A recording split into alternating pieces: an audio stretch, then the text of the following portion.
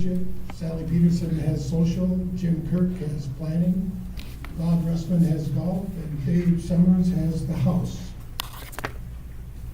We also have some of the staff here today, and I'd like to introduce them. They're in the back of the room. Would you stand up, please? Mike Hendricks, Greens Chairman.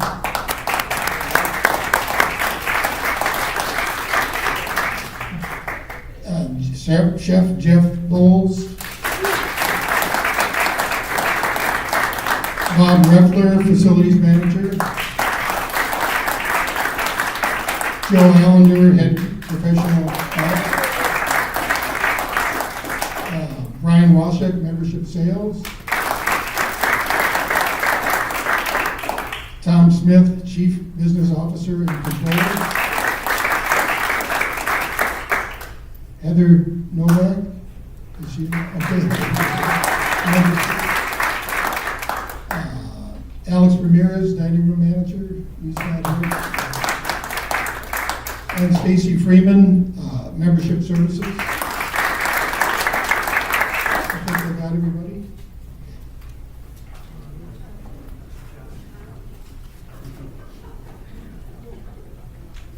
Before we begin, could I have a moment of silence for all those who passed away this past calendar year? In January, we lost Jack Donovan. In March, Tommy Thompson. In May, Billy Mitchell, Virginia Porter, and Barbara Mack. In June, Richard Mack, Kevin Buckley. In July, Gerald Curry and Dan Queso. In August, Frank Ream. In October, Billy Hine. In November, Tim Borney, Jim Hansen, Francis Collisard, Paul Farber. In January, Carl Mahoney, Dick Gilchrist, Paul Collier, Gene Springer, and Bill McNish.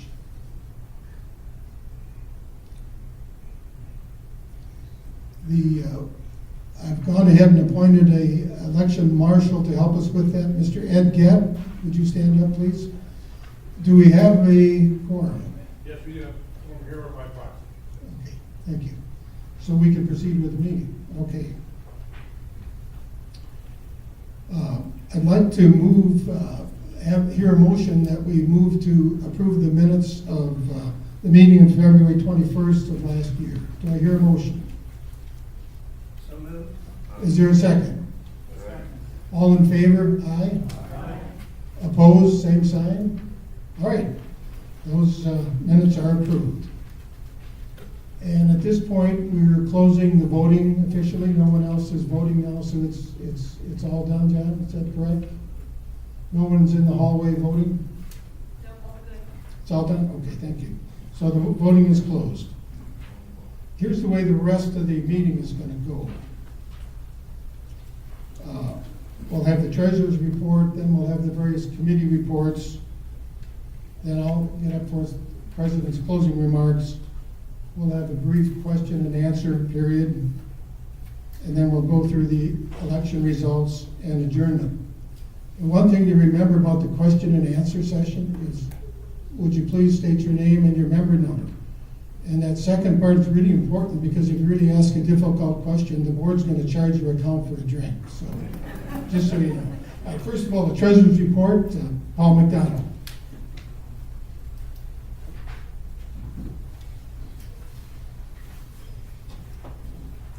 Thanks, Gary. I served on the Finance Committee here about 5 presidents back with John Hystad during some very challenging times. And what a pleasure it is to be here today where the compass has swung 180 degrees around. I think you'll know and observe from my comments that the club is in really good shape financially. First, I want to thank the members of the Finance Committee for their wise counsel and active participation in our many monthly meetings. And they would be John Mohan, Bob Jackson, Ted Hansberry, and of course John Lee and Tom Smith are virtual fixtures at each and every committee meeting. So I thank them as well. I also want to thank Jim Kirk my predecessor because Jim and his analytical skills fed meaningful data and reports and analyses to the entire board throughout the year, but we probably landed more solidly on his observations than any of the other committees. So the Finance Committee during the past year, this is the type of activity we get into. We review the monthly operating results versus plan. We monitor the equity redemption program. We studied the capital reserve that we had done outside by professionals, and then updated the club's capital plan with that new knowledge in hand. We analyzed the cash position, current and projected, and concluded at a couple of junctures this past year that we could pay off additional debt, essentially the clubhouse loan. We talked conceptually about approaches and options to fund the pending kitchen and storage renovation project. I have a few comments about the financial statements for the year ended September 30th, 2017. We met with RSM, who are our independent auditors, on January 16th, and the club got, as you might expect, an unqualified opinion, in essence, in the world of accounting, a clean bill of health. And I think there were no adjustments, and that's clearly a tribute to Tom Smith and his team in finance. If you look at the statement of activities, which is basically the income statement, you'll see that revenue was $8,464,000, up $290,000 from the fiscal year, an increase basically of 3.4%. Membership and dues were $5,267,000, up 3.7% year over year. Golf revenue, which is cart and guest fees, was up $1,318,000, up 5% versus the prior year. And this was attributable to positive weather and having the West Course open and available for the period of time where the prior year was closed up. Food and beverage is a success story with an increase of 7.6% from prior year, increasing almost $100,000 in revenue. Great work by Chef Jeff in terms of quality of offerings. And when you superimpose upon that the rigorous social calendar with all of the food and beverage consumption associated with that, it would appear to me to be a situation where in this year and following we can continue to see improvements in the numbers surrounding our food and beverage operations. John Lee's team did a superb job of expense management, posting expenses of $8,069,000 or $100,000 below prior year. Sometimes when you compare numbers to budget, you say, when you knock the lights out, well, that was a soft budget. But when you are continually scaling up operations and you're under prior year, that's indeed an achievement, and I would say that expense control is part of this club's DNA and has been for some time. A couple of final observations. As of October 20th of 2017, your club was virtually debt-free. The strength of our recent financial performance permitted the club to absorb, net of insurance recoveries, $200,000 plus of expenses related to Hurricane Irma. And I would just suggest that without any special assessments, it was a strong year we posted that permitted us to absorb that level of expenses off the storm. Third observation, many clubs are continuing to struggle with the puzzle, the elephant in the room called equity redemption. And, prior board back in 15 architected an excellent plan to deal with this issue long term. And I think Gary mentioned in his letter that just went out earlier in the week, we're well ahead of the game. So I've thrown some numbers around, but what's the takeaway or what's the punchline here? That Imperial basically is firing on all cylinders, essentially full membership, great management team, debt-free, and a strong financial position. Thank you.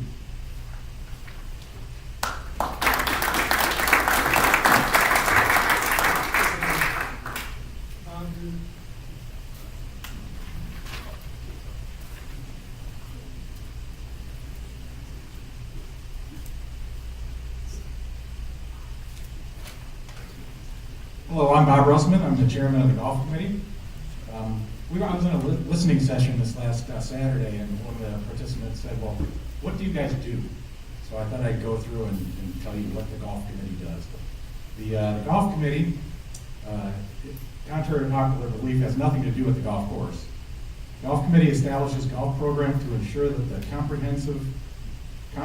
promotes fair competition for all members and their guests.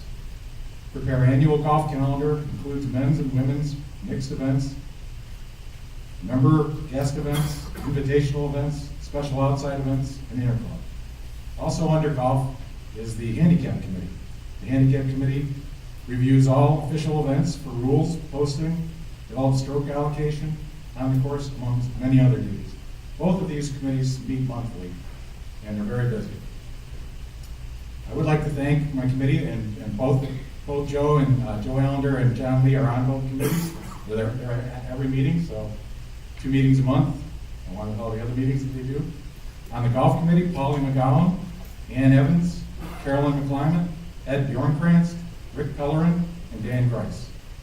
I'd also like to thank the handicap committee, and that was Paulie McGowan, Vivian Metzler, John and Joe again, John McCaffrey, Ann DiBenedetto, Bill Savard, Frank Nichols, Ron Smith, and Denise Greer. Thank you all for doing a great job. I also want to thank the DiBenedettos, because a year ago they spent hundreds of hours entering in scorecards, literally everybody's score on every hole, every scorecard. Hundreds of scorecards, hundreds of hours of work to develop a stroke allocation for our golf courses.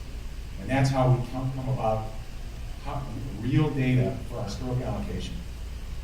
So we've really got to thank them. We work to try to make golf at Imperial as fun and fair as possible. And here are a few important things that we did. We instituted the rule that USGA pertaining to score posting be enforced. All events where golf shop printed cards are presented, posting must be posted by the next day, or you won't win the event or get paid. Scorecards were changed to show only one handicap stroke allocation for men. There already was one for women, based on most widely used tee, in order to clear up the confusion during events. We enforced the current policy concerning pro shop scheduling of tee times. Pro shop will schedule only large groups. Large groups will be restricted to afternoon tee times. Smaller groups will need to schedule online or calling in. We review large groups every season to make sure that they qualify, with 24 members playing in the group the majority of time, January through March. We eliminated the divot rule, pine straw rule, to make play as fair and by USGA guidelines as we could. We reviewed all events and schedule to made adjustments as necessary. Of course, we try, but we are one busy club. And at 63,000 rounds a year, it's very difficult to make everybody happy with events. We established a co-chairman for the handicap committee and a co-chairman for the men's invitational to create more continuity year after year. Just having to try to have a new handicap chair picked every year with no experience didn't make a lot of sense. Same way with the men's invitational. We chose not to allow any outside events this year during season that were outside, not member events. These are just a few things that we did, and a very dedicated group, and I really thank you.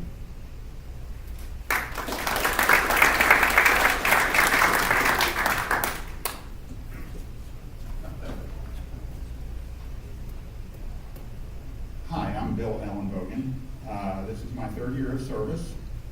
In the previous 2 years, I led facilities and the house committee the 1st year, and then I led the golf committee the 2nd year. And then this year, I had the privilege of leading the facilities committee. On the committee, we had excellent people serving, including Lon Llewellyn, Bob O'Hearn, Bob Davis, Gary Jorgensen, and Dick Kugler. It's a very diverse group that had excellent skills for the position. Bob is a commercial furniture salesperson. Bob O'Hearn, Bob Davis is an emeritus architect. Gary Jorgensen's a contractor. And Dick and Lon bring critical thinking to the whole mission to be sure that we keep ourselves straight in managing the facility. They did a great job and were very, very helpful as we plan the activities that I'll describe later. The staff who work with the committee are Bob Reffler, who's the head of our facilities. He does a phenomenal job. I hope he never retires. He does a great job in taking care of our facility. Of course, John Lee attended all the meetings, Tom Smith, because there are significant money implications when you manage a facility.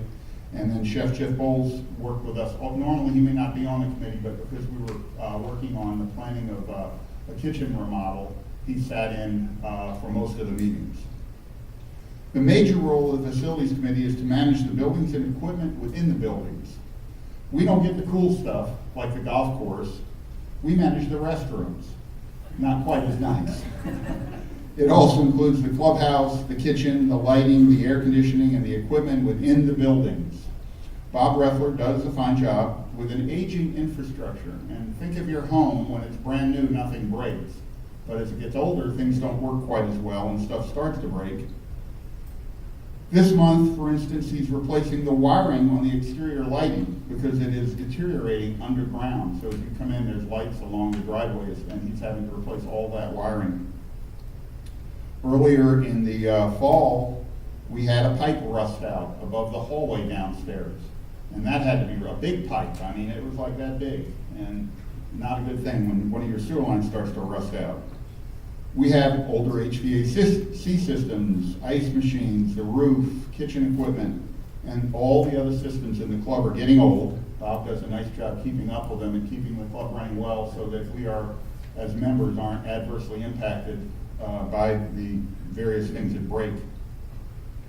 I don't want to paint too dire a picture of the club. The club's in good shape and the facility is a nice facility.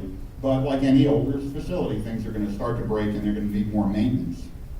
This year, there was an added challenge of about $30,000 worth of damage due to Irma, and that was handled very efficiently. The club was not closed for very long, which I think is really a testimonial to the efforts of the staff and the management to get that club back open quickly. To help keep the club in good shape, we have a long-term capital spending plan, details the needs of the club now and in the future. And that's continually updated. About a year ago, we had a new firm come in and provide us a new plan, and that's what we're operating on now. One of the major tasks this year for the Facilities Committee was we were asked to take on the planning of a possible kitchen remodeling. And we have posted those plans, the preliminary plans. Please understand, these are not final. These are a work in progress, and I think John got these, if I'm not mistaken, today from the architect, or if not, a couple of days ago.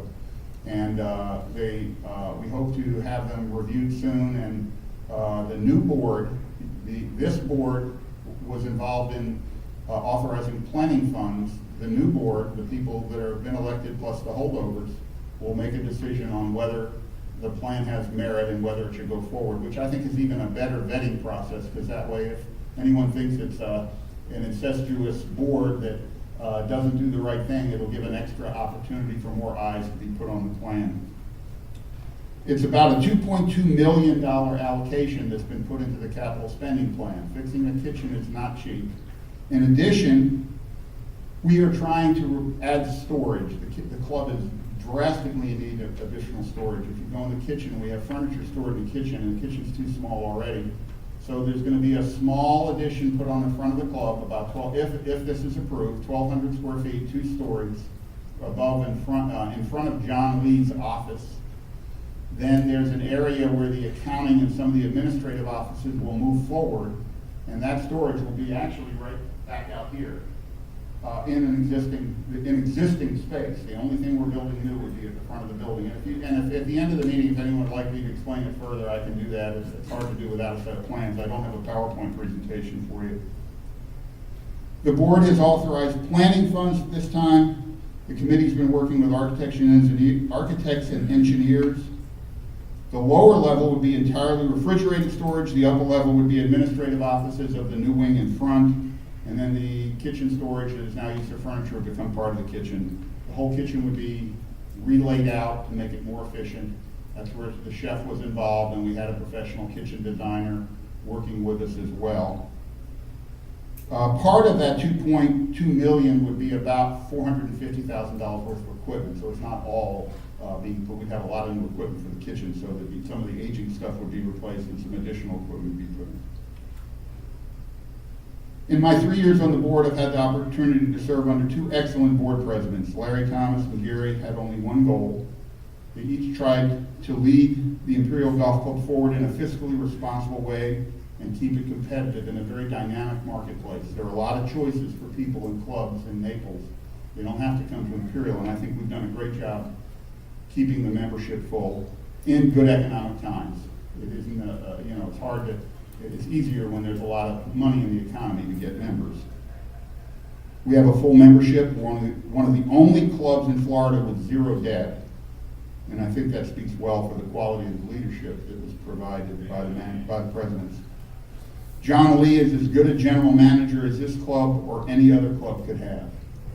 He works tirelessly for an incredible number of hours. I don't know how he does it. I don't know how he puts in that many hours. Every time I'm here, he's here.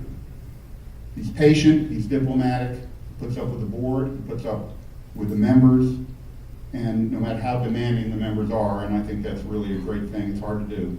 He's vested in the club, he understands the politics, the economics, and he only wants the best for Imperial and its members. We're lucky to have him as our GM. Tom Smith, our controller, has provided a level of financial expertise to the club that's allowed for an excellent financial position. He's made great recommendations on better ways to manage debt and plan for the club's future. These are the things I've observed in my 3 years being on the board. We're lucky also to have him, and he deserves some measure of congratulations for the financial success of the club. I will have great memories of serving Imperial. Those who sit on the board contribute many hours of their time keeping up with the needs of the members, the fiscal condition of the club, and the current conditions of the Naples marketplace. Economic conditions change, and the club needs to continue to improve if it's going to stay competitive and economically viable. We have a three-legged stool at Imperial. We have two great golf courses, and they've undergone major renovation. And now the clubhouse needs to be upgraded, or we will end up falling behind and have a less than functional facility. And the longer we go without paying attention to the clubhouse, the more we're going to fall behind the marketplace. We have great employees, wonderful members, and I thank you for allowing me to serve as a board member.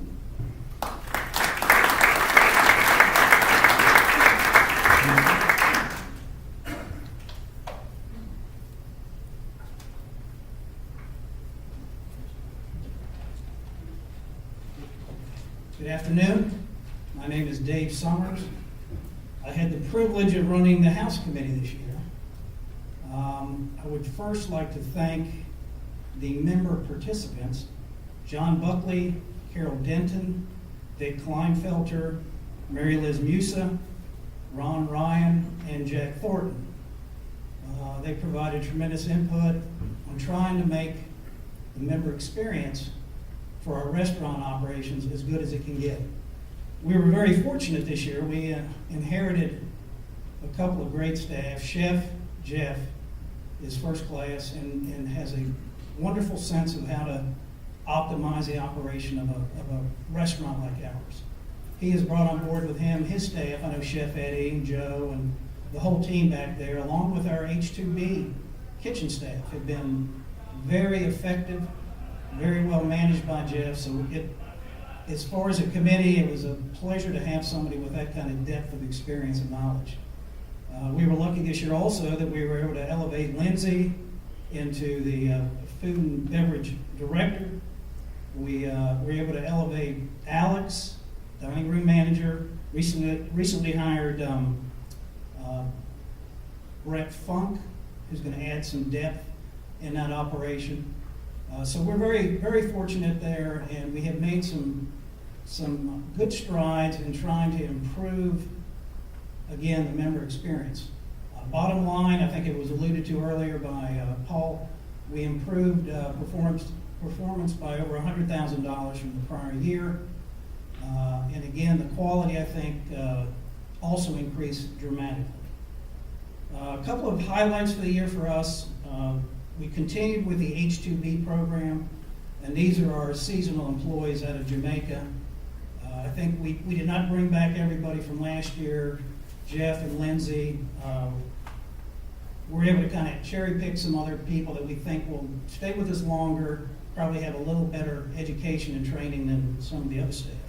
So we expect to continue that program. On the menu side, we introduced carved prime rib night, which I think many of you participated in. That continues to be a success on Wednesday. The Sunday evening old time favorites. Again, that's a very popular event for us. We revised the lunch members. We put some lower cost items on that menu, and that seems to be being accepted well by the members. We did relax the dining room dress code. You can now wear shorts unless we otherwise specify in the event that you're not supposed to do that. And I was going to wear shorts today, but I felt that probably wouldn't. We have one of the small items, new wine glasses. Have a little line on it now so we know what the pour is. Just gives us a little crisper look. We did get the name tag project complete. Make sure you pick up the name tags, and please wear them. It kind of helps all of us kind of identify each other, particularly new members. So we hope to continue a lot of these kind of initiatives next year. There's nothing earth-shattering in what we're doing. We're just trying to, again, get a better experience for you. Use the suggestion cards whenever you have an issue. John and his team look at those things religiously, and we do try to get better. That's one of the goals. And again, thank John, Tom, in addition to Chef and Lindsay and Alex. They're really committed to the club, and they make our experience and our ability to work with them very easy. So thank you.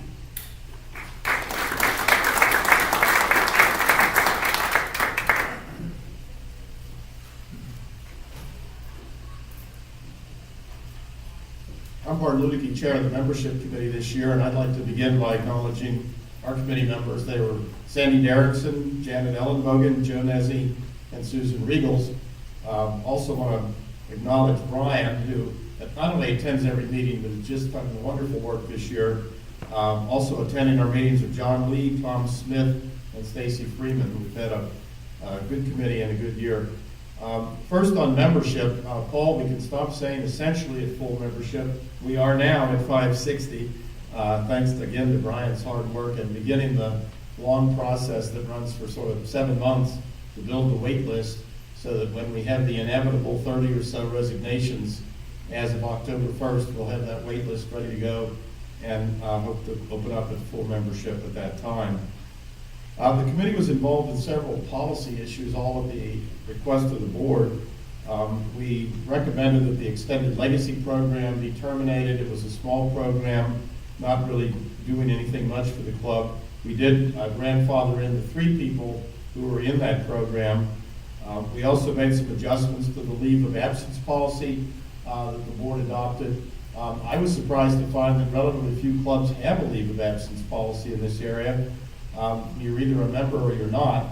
We didn't want to go that far, but we made some changes to that policy that I think will be fair, not only to the members who may use the policy, but to the membership as a whole and to the club.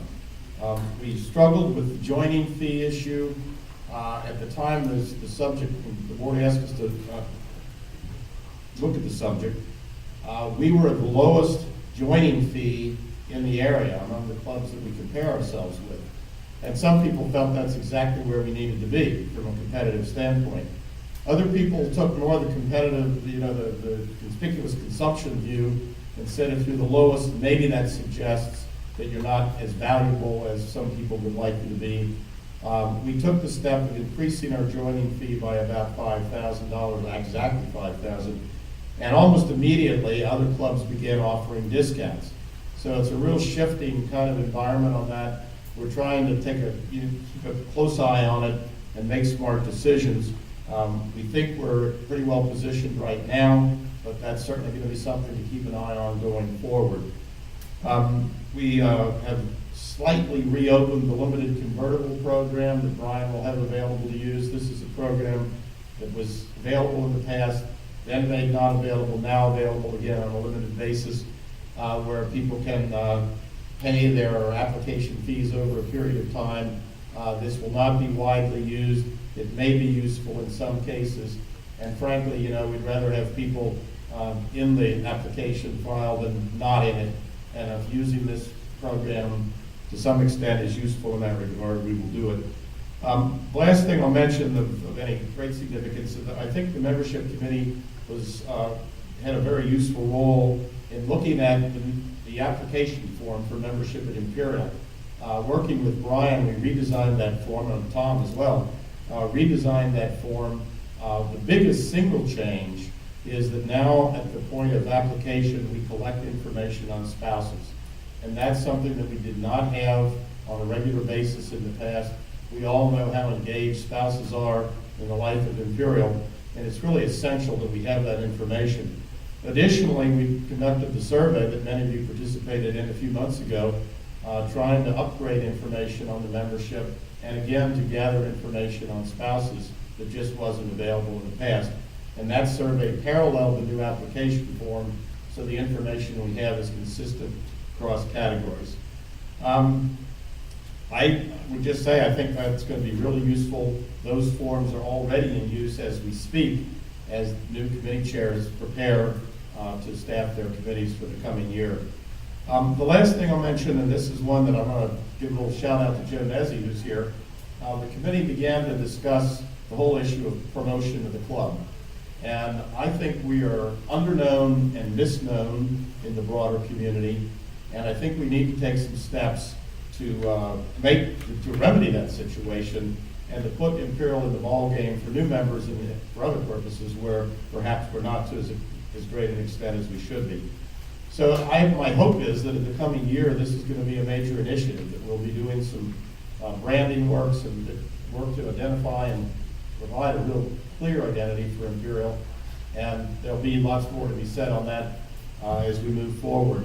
But I think there's real potential there, and I think we can help boost our application flow and all sorts of other things to the benefit of Imperial going forward. So it's been a real privilege to serve as chair of that committee this year. And I now will call on Jim Kirk, chair of the planning committee.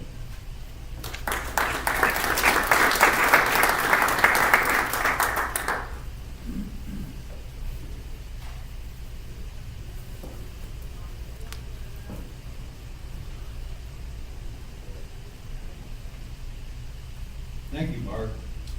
What did the planning committee do in the past year? Well, first we reviewed the strategic plan and made recommendations for improvements, which the board approved. We analyzed the equity redemption program. We developed different versions of the long-term capital plan and recommended one of them to the board. We reviewed the nomination process and provided our thoughts to the board. We worked with Brian and the membership committee to develop the member survey and the new application form. We gathered governing documents for 14 other clubs and reviewed their policies concerning 18 different topics. I'll give you a few examples. Leave of absence policies, quorum requirements, percentage of members, voting required to amend the bylaws, the nomination process, term limits, transfer of membership on death, restrictions on borrowing, capital expenditures, assessments, and dues increases. The committee members compared these other clubs' policies with Imperial's current policies and discussed their merits. The product of this work was a 14-page report to the board, accompanied by some recommendations for proposed amendments to Imperial's bylaws. Hopefully, the next board will put some of these on the ballot for a member vote. I want to thank the members of the planning committee, John Lycum, Tom Allen, Tom Maurer, and of course John Lee and Tom Smith for their hard work and wise counsel this past year. When I joined the board, I had no idea how much work was gonna be involved or how satisfying the experience would be. But I have really enjoyed it, and I thank you for allowing me the privilege of serving on the board. Thank you.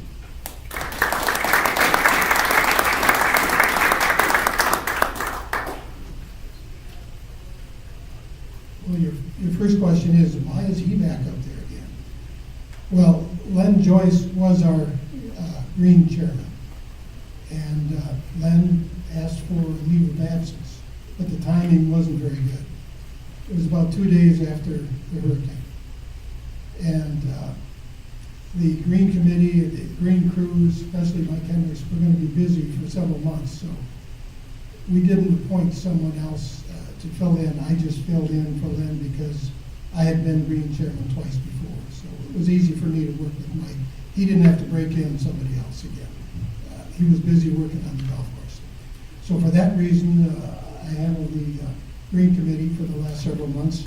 Was happy to do it. With a committee like this, it was great to work with.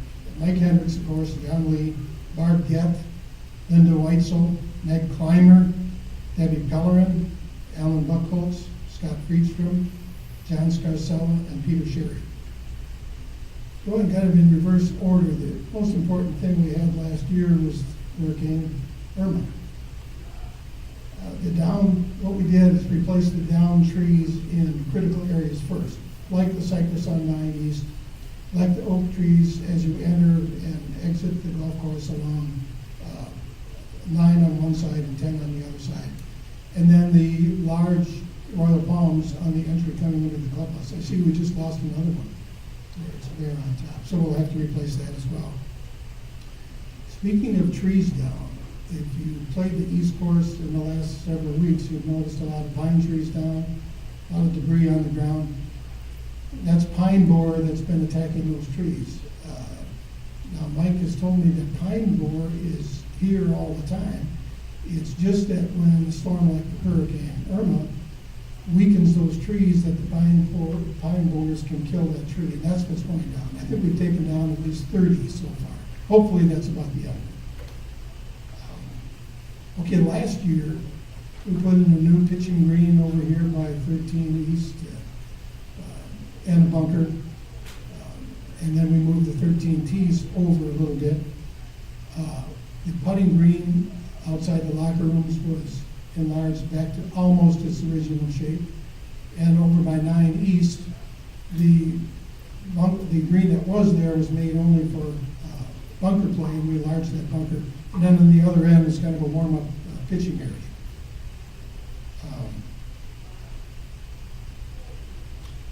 We hosted 2 tournaments during the summer. One was the Southwest Florida Assistance Tournament in June, and then in August we had the Florida Senior Open. And that was for Friday. We were normally closed. That was the first day. And we had it Saturday, and then there was a cut, and we only had one course on Sunday. But during both of those tournaments, I was here to watch. I watched John play and Joe play. I talked to some of their playing partners. And the raves about the golf courses were continuous. One guy was from South Africa, played all over the world. He said, I've never putted on greens better than these. Another comment, I don't want to say the guy's name because he said Bonita Bay, but he said, this is summer golf in Imperial at Bonita Bay. We don't fix the golf courses in the summer. They're in poor shape. We only fix them when the whole crowd's down in the winter. So Mike's still here. Mike's done a fantastic job with what he's had available.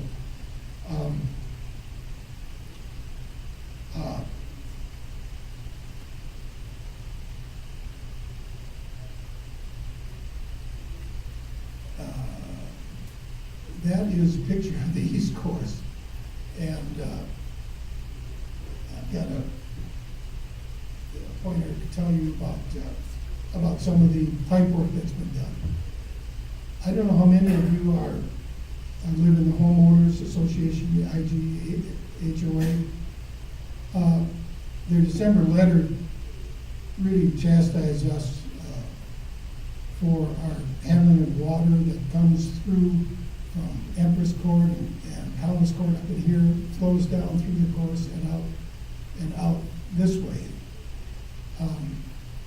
Nothing could be further from the truth. They also said that we had an arcane system, failing system, and that we keep lake levels as full as possible for aesthetic purposes. Nothing could be further from the truth.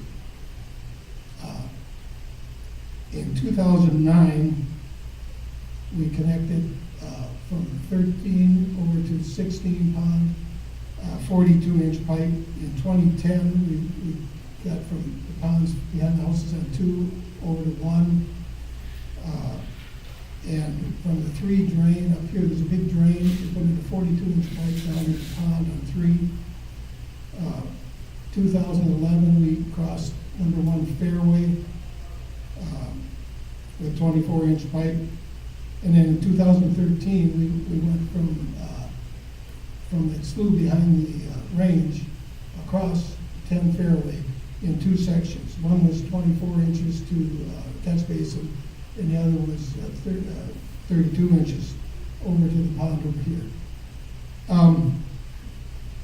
This past year, we fixed the pond from 4 over to 4 or 5, and from 4 or 5 over to 3. In 2016, we've got the road that comes into the clubhouse. There's 2 18-inch pipes that we refitted there. This next summer now, we have a large project coming on where we're going to go from the pond by 7T all the way to the pond by 9T. I was approached by the homeowners association to say, when are you going to do it? Well, we're going to do it the first closing of the east course, which is the end of May. And then he asked, well, what size pipe are you going to put in? We hope it's at least 24 inches. He said, yes, it's going to be 36 inches. But all that is to tell you that we've been fixing our pipes since 2009. We don't have an archaic system that's failing. It's working very well. We've contacted Florida South Water Management several times to make sure we're in compliance, and they've always said we are. Now, the second point they made was that we just want to keep our ponds high for aesthetic purposes. Well, that's not true either. The county has rules for when you work with golf courses and ponds. For every 4 feet away from the pond, you can only drop 1 foot. If you keep your ponds high and then drop them all of a sudden, keep doing that, you're going to erode those lake banks. Pretty soon we'll have a 2-for-1 ratio. We'll be in trouble with the county. Our members will drive carts into the ponds, and our workers will have difficulty working around the ponds. So we don't do that just for aesthetic purposes. So in case you live in Imperial Gulf Estates, I wanted you to have the true story.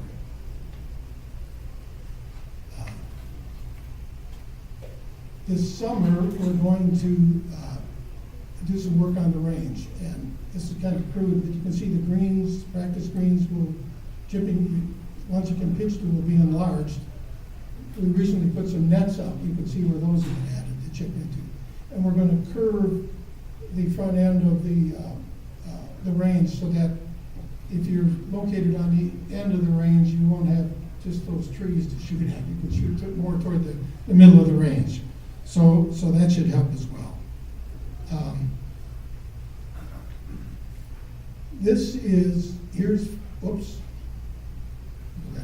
Here's 14T here, 16 greens in here. There's a developer named Aubrey, what's his name?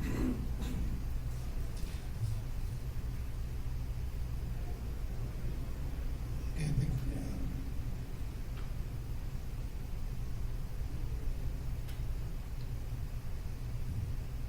I guess I lost his name. But it's a developer that owns about 70 to 80 acres in this area. That's going to develop those starting in 2019. So why is it important for us? Okay, it could be new members. They're going to have access from the east along Livingston, and from the west connect to Old 41 up here. They won't be coming to Imperial Golf Course Court. Secondly, in that area that bounds that area, the Green Committee will have to start looking at and making plans for what kind of plantings we're gonna have there. If we're gonna put large trees or bushes, we better do it quickly before the neighborhood gets established, or we'll never be able to get it done. So with that, I wanted to say one more thing that's gonna, the Green Committee's gonna work on next year, and that's the East Course Pump Station right out here. That's finally gonna be brought up to speed. And then further down the road, the Green Committee will probably in 2021 or 2022 standardize all the grasses. Okay, on the west, we've got Bimini on the tees, the fairways, approaches, and Imperial Nano on the greens. And those have worked out to be great grasses.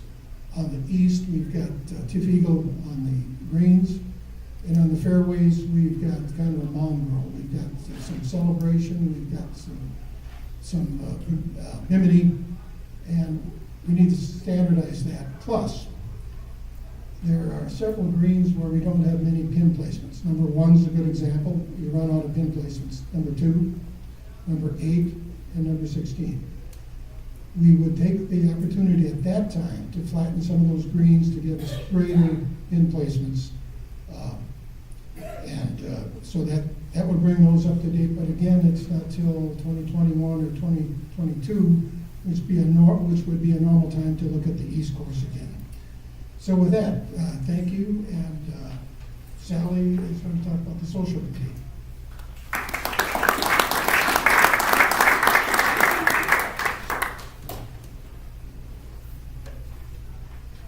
Good afternoon. Social Committee is made up this year of Sue Dean, Sue Ferguson, Diane Hoagie, Ron Holt, Penny McDonough, Janet Nakew, Ellen Vale, and Zandra Zabowitz. It's a large committee. We're probably going to be even larger next year because, as you have seen, those of you who are interested in social life here, we continue to expand the offerings. We have hosted trivia nights, and thanks to a former president, we added a trivia night this year.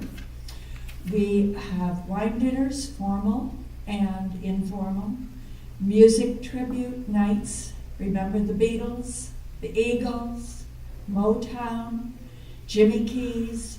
We have $1 Million Quartet coming up. We host bingo nights and dinner dances, the Christmas dinner dance and the gala Valentine's evening. In addition, the Girlfriends Group is a part of the social committee, and they have done a spectacular job of making Imperial look really good. It has a large group of women who have a myriad of activities, and we're getting a little pushback from some of the men saying, how come we can't have some of these? After each event, we analyze it. We look at the attendance. Was it sold out? Did we have a waiting list? What about the theme? What about the food? The cost, all of that. And also we look at the feedback from you. So I do urge you to let us know what you really like and what you think we should improve. Also, if there is an event, a kind of event that we're not doing and you'd like to see us doing that, please be in touch. Please let us know that.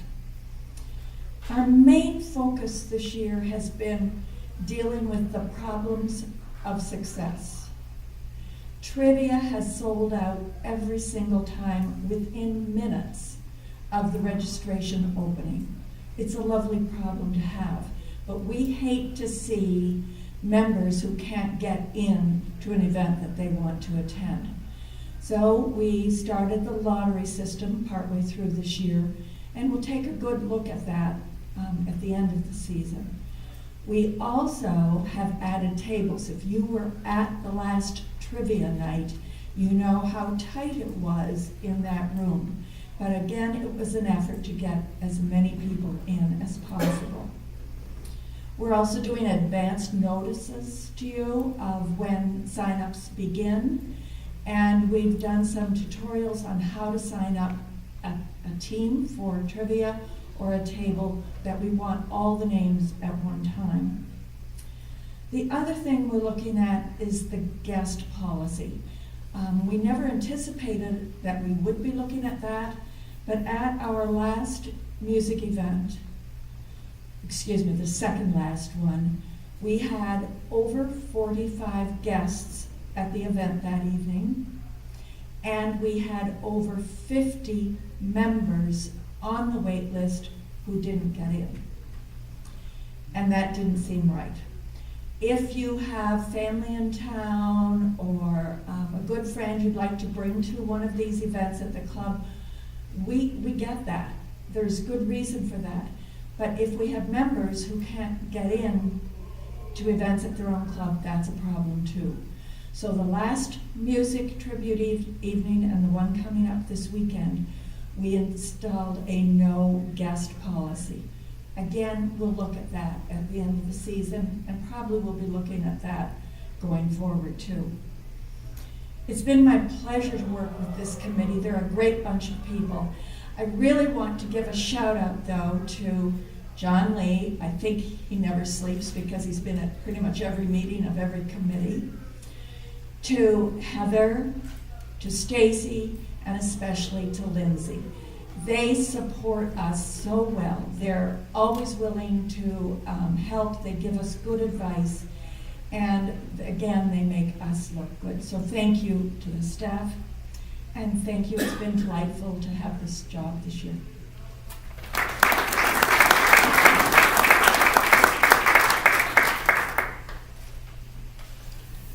Well, my last president's letter went out yesterday, and I tried to give a state of the club situation, and I know you've all read it by now. So, but anyway, in there, I wanted to thank the two compadres that went on the board with me and are going off with me, Bill Allen, Logan, and Jim Kirk. They've done a great job, and they bailed me out many, many times. So thank you both, Bill and Logan.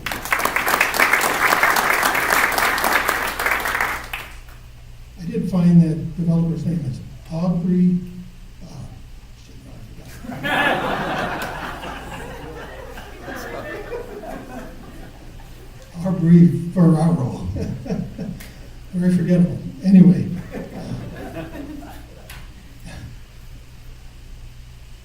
I wanted to give you kind of a state of the club situation with some numbers. I couldn't do it in the letter.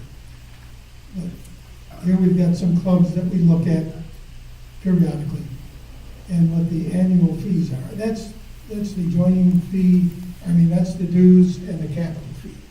And you can see where Imperial is at, okay, down the road.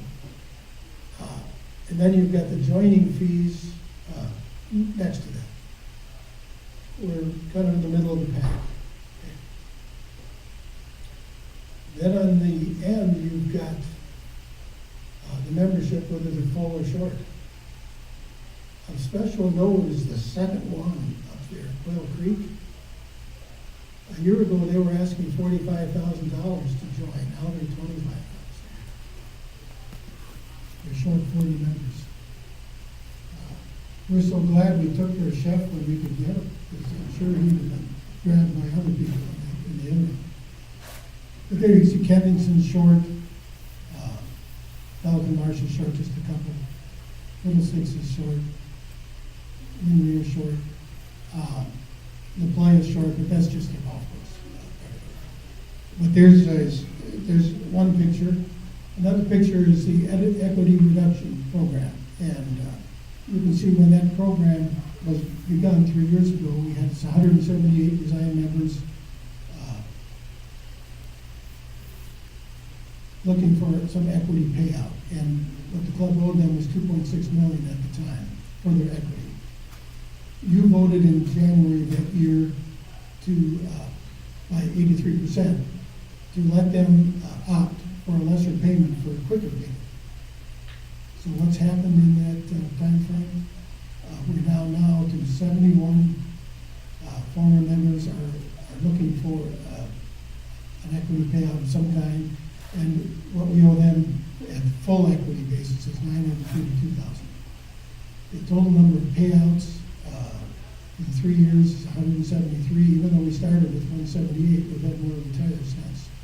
Okay, also, as of today, 40% of our voting members have $1 equity. And Imperial averages about 30 voting members per year in the resignations. That's about a 5% total of the current, voting members. Okay. Here's a look at our debt level going back to 2010. Going back to 2010, you can see our debt level was 2.8, and the equity that we owed the members was 8.7. If you look, this doesn't shrink a whole lot as you go down the years. But look at our debt level. It's stayed flat for a while, and then with this board and my predecessor, Larry, we brought this down quite a bit in the last couple of years to 0. That's really helped the financial position of this club. That's probably the biggest thing this board has done. Okay, if you look at, here's the comparison would be Southwest Florida and then Imperial here. The debt, average debt per member for Southwest Florida clubs is $8,740. And here we are at 0. The cost to maintain a hole on the golf course for multiple courses. Southwest Florida averages $87,600. We're at $83,000.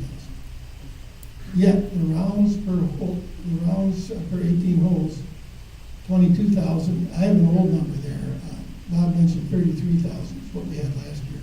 I have an older number, but we have almost half again as many rounds as they do. Yes, we spend less money, and yet our golf courses are in better shape than 99% of these courses. So with that, I just wanted to thank you for attending and say that there's going to be a happy hour afterwards. But before we get to that, we're going to have a brief question and answer session, and then we'll reveal the election results. So with that, are there any questions? Yes. I have a comment, first of all. I'm concerned every time I come here by the people on bicycles, and I'm afraid somebody's going to get hurt. Is there anything you can do to paint a line? I understand there's a political situation and a liability thing about putting a sidewalk on the grass, but can we do something to help protect these people?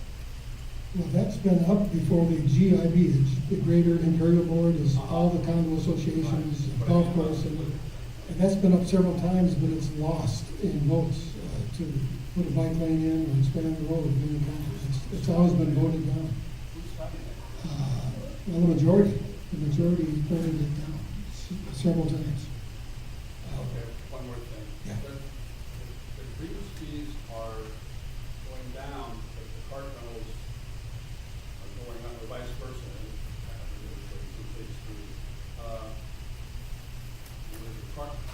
Cart rentals have gone up about 90%, and greens fees have gone down about 90%. And I'm just curious how that happened. You know what that could be about, John? We also have price increases about $90. It might be a difference in the mixture of guests and reciprocals. Well, I think we've had an that may increase change in, really change the. yeah, we've had an increase in walkers also, which is a lower rate, which is good for the members because they enjoy being out there. So we're from about 3 years ago, we had 4% of our rounds were walking, now it's over 12%. And so that's a lower rate, but still, that's part of a member amenity and member satisfaction that our members enjoy.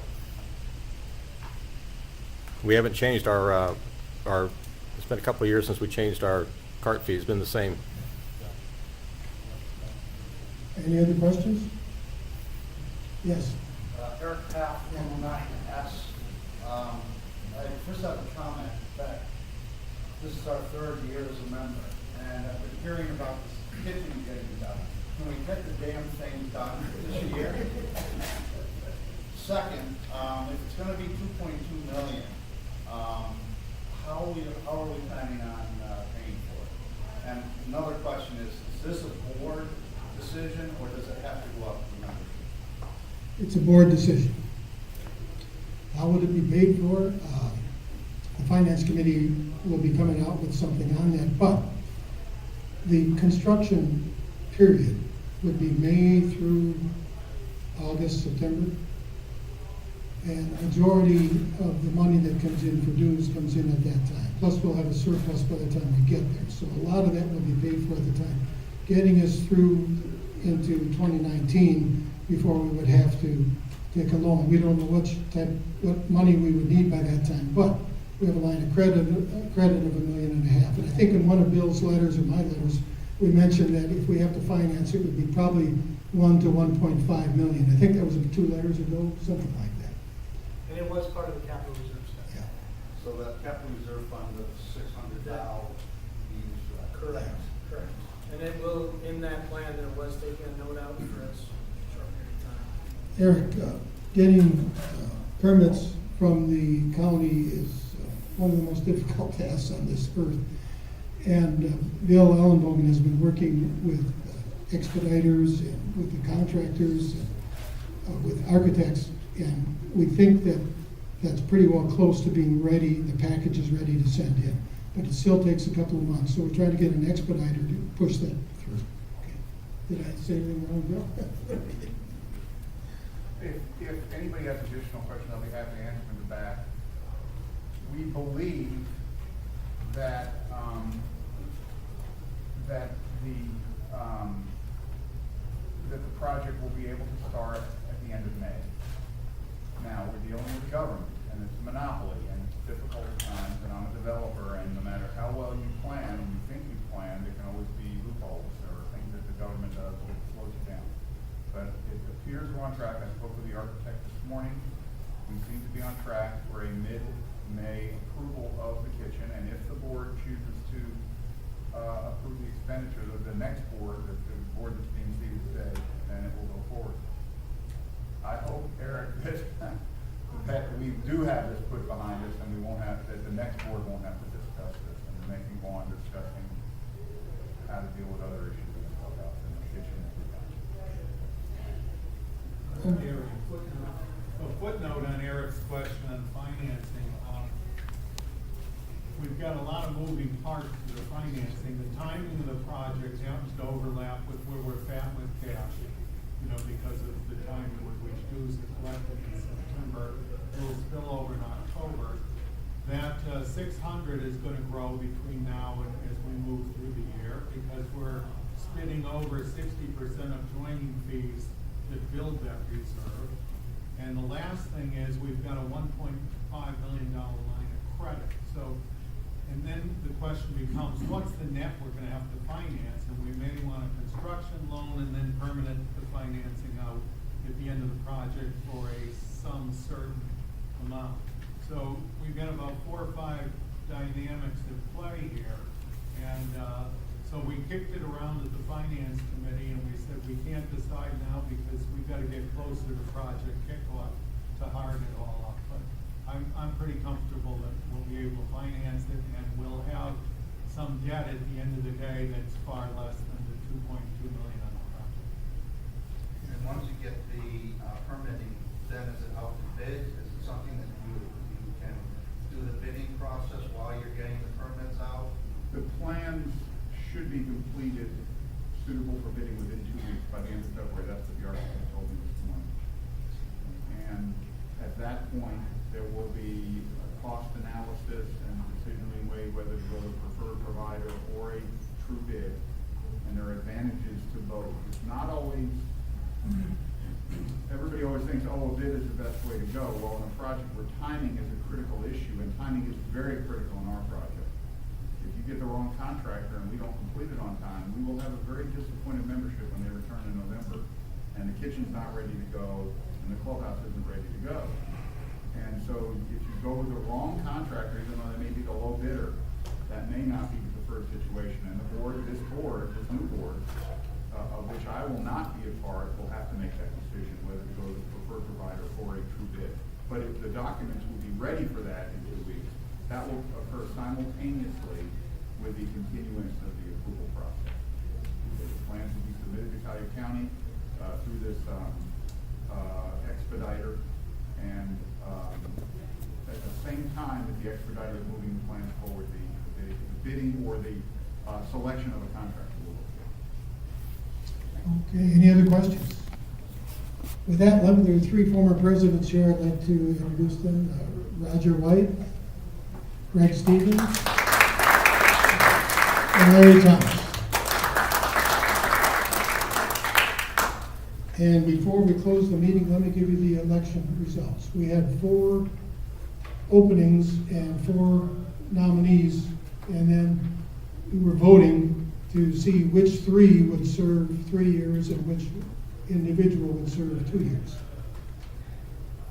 Barb Zelinski gathered the most votes. She's serving 3 years. Joe Nezzi, the second amount, he's serving 3 years. I don't know if that's good or bad, Joe. Scott Friedstrom was number 3. He's going to serve 3 years. And the 4th is John Lycum, who will be serving 2 years.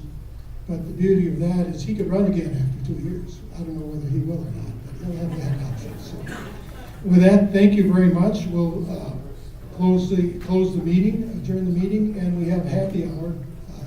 And I'll be there to join you in a few minutes. Thank you.